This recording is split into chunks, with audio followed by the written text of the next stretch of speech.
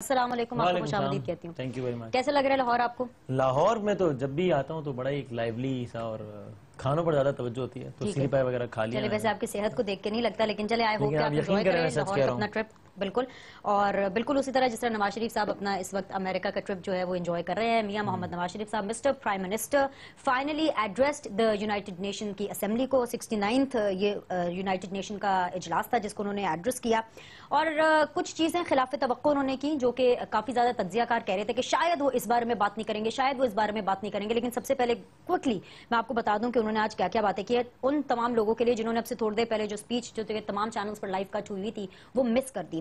افغانستان کے بارے میں انہوں نے بہت اپنا کلیئر سٹانس دیا ہے. وہ کہتے ہیں کہ افغانستان کے ساتھ برابری کی بنیاد پر تعلقات چاہتے ہیں، ساتھ ہی ساتھ افغانستان کی عوام کے ساتھ وہ مکمل یکجہتی کرتے ہیں اور ان کی جو ہمدردی بھی رکھتے ہیں.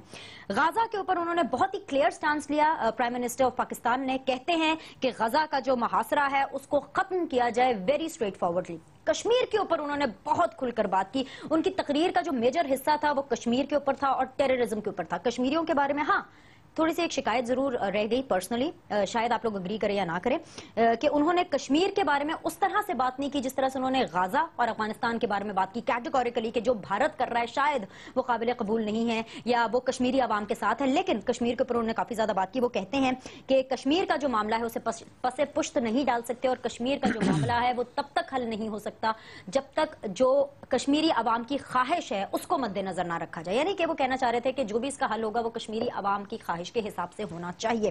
ٹیررزم کے اوپر بہت زیادہ بات کی، اور خاص طور پہ جو پاکستان کے اندر آپریشن ضرب عضب چل رہا ہے اس کے اوپر بہت انہوں نے کلیئر اپنا سٹانس رکھا، اور نیوکلیئر ویپنز کے بارے میں بھی بات کی کہ جو ایٹمی ہتھیار ہیں وہ بہت محفوظ ہاتھوں میں اور وہ کسی بھی ہتھیاروں کی دوڑ میں شامل نہیں ہیں. یہ لبے لباب ہے پرائم منسٹر صاحب کی سپیچ کا. آغاز کرتے وسیم مدامی صاحب آپ کے تجزیے سے. سب سے پہلے تو بات کرتے ہیں کشمیر کے حوالے سے، کیونکہ ایک ڈیڈ لاک ہے اور نہ جانے کب سے ہے ڈیڈ لاک، اور ابھی ریسنٹلی بھارت نے مذاکرات سے منع کر دیا سیکرٹری خارجہ لیول پہ، جس کا پرائم منسٹر صاحب نے ذکر بھی کیا یو این میں اپنی سپیچ میں، اور یہ کہا کہ ان کو مایوسی ہوئی ہے اور پوری دنیا جانتی ہے کہ بھارت نے انکار کیا ہے مذاکرات پر. اس ٹیک کو آپ کیسے دیکھتے ہیں؟ اور مجھے کریکٹ کیجیے گا اگر میں نے مس کیا ہو کہ انہوں نے کوئی اس طرح کی بات تو نہیں کی جس سے میں انیشیٹو لینے کا انہوں نے کہا ہو کہ ان ٹاکس کو شروع کیا جائے، ایسا کچھ تو نہیں کہا. میرا یہ خیال ہے لیکن انہوں نے یہ ضرور کہا کہ وہ اپنے ہمسائے ممالک کے ساتھ تنازعات کو حل کرنے کے لیے اچھے طریقے سے خوش اسلوبی سے معاملات کو حل کرنا چاہتے ہیں. انہوں نے استعمال کیا. I think overall I will call it a good speech. اور خاص طور پہ بھارت والے معاملے پہ بھی مجھے ایسا لگتا تھا کہ حالیہ تاریخ میں ہم ذرا بڑے اپولوجیٹک ہو جاتے تھے بھارت کے معاملے پہ.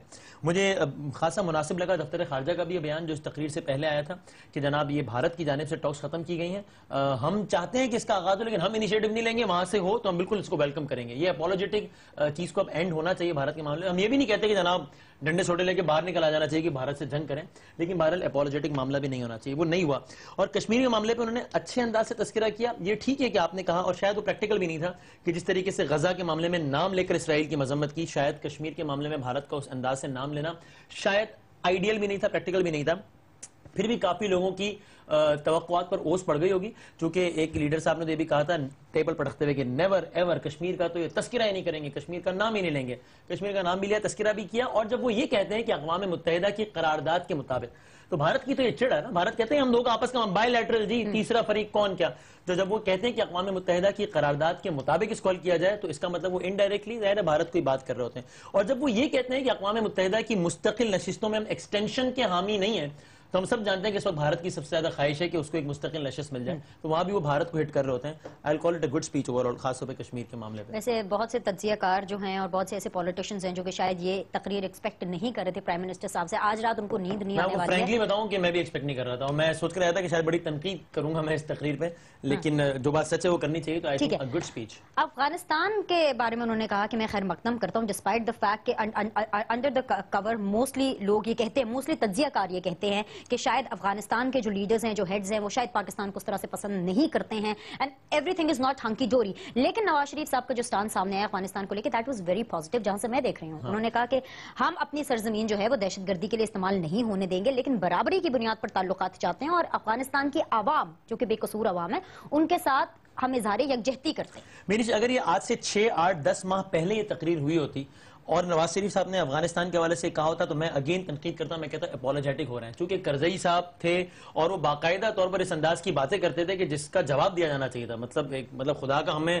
اسی بات پہ خودکشی کر لینی چاہیے کہ اب حامد کرزئی بھی بتائے گا کہ ہم کیا کر رہے ہیں کیا نہیں کر رہے ہیں. اور اس بات کے لیے کوئی راکٹ سائنس کا ہونا یا بڑا تجزیہ کار ہونا ضروری نہیں ہے کہ افغانستان کی بارڈر سے انٹرونشن ہوتی ہے, اور ممکن نہیں ہے کہ افغانستان کی انٹیلیجنس کی سپورٹ کے بغیر, ان کی نااہلی نہیں, ان کی سپورٹ کے بغیر ہی ہو رہا ہو. لیکن کیپنگ ان ویو کہ اب وہاں پر نیا سیٹ اپ آیا ہے, ابھی عبداللہ اور غنی کی وہاں پہ مفاہمت ہوئی, امریکہ نے آ کے سارا معاملہ کروایا ہے, اس لیے میرا خیال ہے کہ ایک نیا سیٹ اپ آنے کے بعد اسی طرح کے الفاظ. لیکن کرزئی صاحب نے ابھی ریسنٹلی بھی کچھ اسی قسم کا بیان دیا جیسے کہ وہ ماضی میں دیتے رہتے ہیں, اور وہ یہ اس طرح کے بیان دیتے وقت شاید کرزئی صاحب یہ بھول جاتے ہیں کہ جو پاکستانی چوکیوں پر جب حملے کیے جاتے ہیں تو وہ اس سائڈ سے دہشت گرد حملے کرتے ہیں. 400-600 لوگ آتے ہیں, کیسے آ سکتے ہیں انٹیلیجنس کی رضامندی کے بغیر؟ تو میں وہی کہہ رہا ہوں اگر کرزئی صاحب ہوتے پھر تو باقاعدہ اس کا دو ٹوک جواب دیا جانا چاہیے تھا.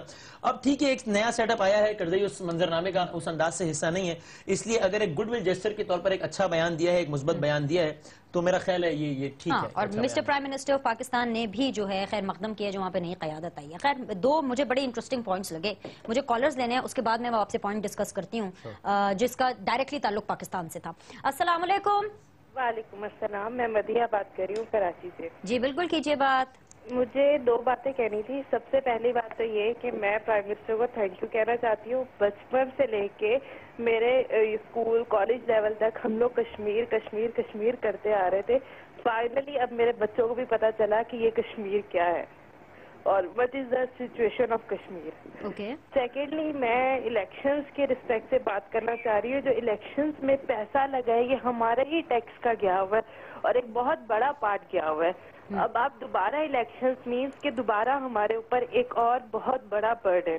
تو جو پیسہ ہماری یعنی پروگریس میں جانا چاہیے وہ وہاں نہیں جائے گا, وہ ایک دفعہ پھر سے وہاں ویسٹ ہو جائے گا. Very right Madiha, I completely agree. Thank you so much, آپ کا پوائنٹ آف ویو شامل ہو گیا. وسیم بادامی کے ساتھ ہماری ڈسکشن جاری ہے, آپ ہمیں ضرور دیکھتے رہیے گا. Thank you. السلام علیکم. جی وعلیکم السلام. جی بھائی. جی وینی صاحب کیسی ہیں آپ؟ خیریت سے؟ اللہ کا شکر, فرمائیے. وسیم بادامی صاحب کو میرا سلام دیجیے گا. وعلیکم السلام حضور. بادامی صاحب میرا آپ سے ایک معصومانہ سوال ہے. حکم کیجیے, پوچھیے جناب. بادامی صاحب میں نے یہ کہنا ہے کہ یہ جو اسلام آباد میں جو ڈرامہ لگا ہوا ہے یہ کب اور کیسے اور کب بند ہوگا؟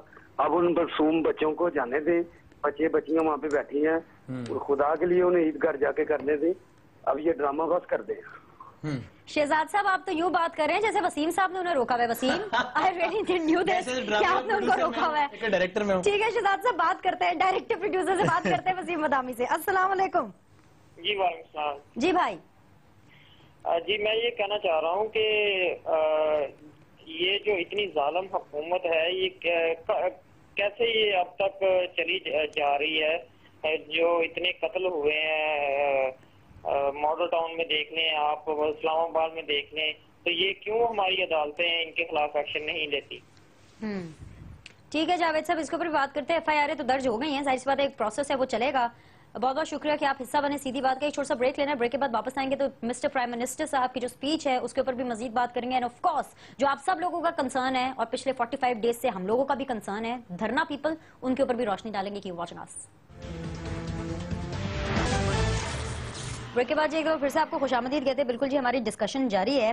وسیم بادامی صاحب, it's a 2-part question. Number 1 کہ یونائٹڈ نیشن اسمبلی کے فلور پر اسرائیل کی مذمت کرتے ہیں جو اسرائیلی جارحیت ہے, اور اس کے ساتھ ہی ساتھ پوری جتنی بھی میں نے نکات بتائے انٹروڈکشن میں جو میں نے 1-2 منٹ آپ کے ٹائم میں سے لیے, اس کے علاوہ آپ کو کوئی ایسا لگتا ہے کہ کوئی ایسی بات ہے جو پرائم منسٹر صاحب کو کرنی چاہیے تھی اس فلو کے اوپر, because it's a very prestigious and a very international forum, جو کہ انہوں نے نہیں کی؟ صحیح. اچھا وہ لوکل ڈومیسٹک پولیٹکس کے حوالے سے جو باتیں آئی تھی اور بعد میں ہم کر لیں, وہ جو کچھ کالرز کی بات آئی تھی اس پہ بعد میں بات کر لیں. نہیں آپ ان کو رسپونڈ کرنا چاہتے ہیں, آپ کر دیجیے ابھی. اچھا چلیں. ایک تو انہوں نے کہا جناب اسلام آباد میں ڈرامہ لگا ہوا ہے, کب ختم ہوگا؟ اس دھرنے کے حوالے سے, دھرنے کے طریقہ کار کے حوالے سے میری رائے بڑی واضح ہے, اور اس رائے کی وجہ سے میں کچھ لوگوں سے تعریف اور کافیوں سے گالیاں بھی کھاتا ہوں اس ٹویٹر فیس بک پہ.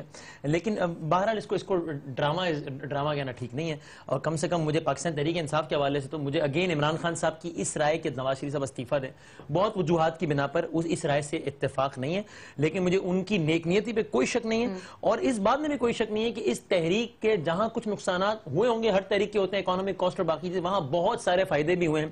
جو اویئرنیس لیول عوام میں آیا ہے